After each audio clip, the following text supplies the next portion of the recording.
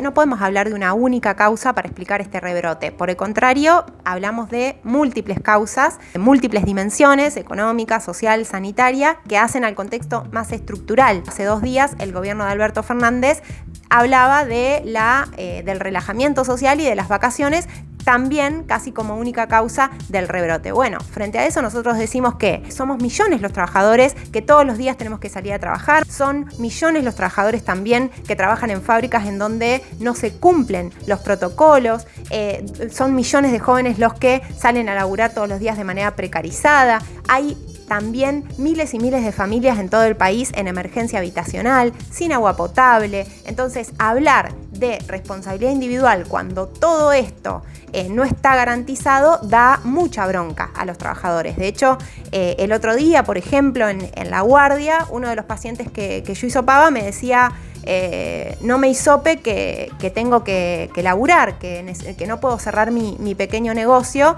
Además de la crítica situación social, a los trabajadores de la salud este rebrote nos agarra muy cansados, muy extenuados, habiendo pasado ya muchos meses al frente de esta pandemia en los hospitales, laburando a deshora, con salarios de miseria que nos obligan a trabajar en otros lados. En mi caso, por ejemplo, soy parte de los 1.137 residentes que pasamos a la planta de los hospitales y estuvimos más de 2 meses sin cobrar. Cuando cobramos lo hicimos, se nos pagó menos de lo que se nos tenía que pagar, no nos han liquidado todavía los plus de guardia. Es decir, las condiciones de los trabajadores de la salud son extremadamente paupérrimas. Ahora en la provincia de Buenos Aires hemos visto que muchos hospitales han cancelado las becas COVID, han despedido a muchos trabajadores. Por eso, frente a este rebrote, necesitamos tomar medidas de emergencia que eviten de llano la posibilidad de un colapso sanitario.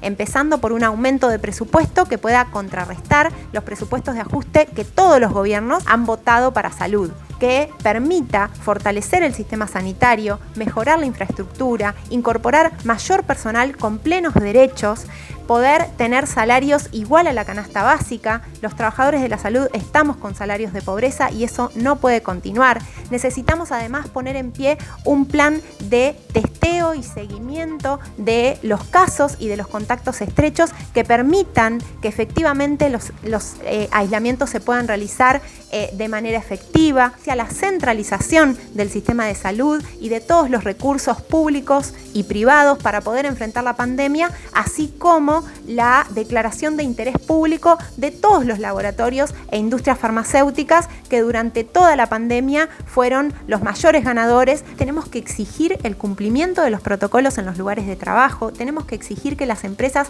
se hagan cargo del transporte de las personas para evitar los contagios y el aglomeramiento de personas en el transporte público. Para aquellas personas que no pueden salir a trabajar porque no tienen trabajo o porque son parte del personal de riesgo, tiene el gobierno que garantizar un salario de cuarentena igual o mayor a 30.000 pesos que permita que esas personas puedan quedarse en su casa. El quédate en casa es selectivo, no es para todos. Necesitamos un plan de vivienda que pueda darle una solución de fondo a estas familias. Garantizar el agua potable es elemental y alentador el descubrimiento y el avance de las vacunas contra el COVID. Sin embargo, lo primero que hay que denunciar es que existen enormes intereses económicos detrás de la vacuna, laboratorios multimillonarios que incluso condicionan las políticas de Estado de los gobiernos, como lo vimos acá en Argentina. En tiempo récord, el gobierno de Alberto Fernández, junto a toda la oposición de Juntos por el Cambio, aprobaron una ley que parece escrita de puño y letra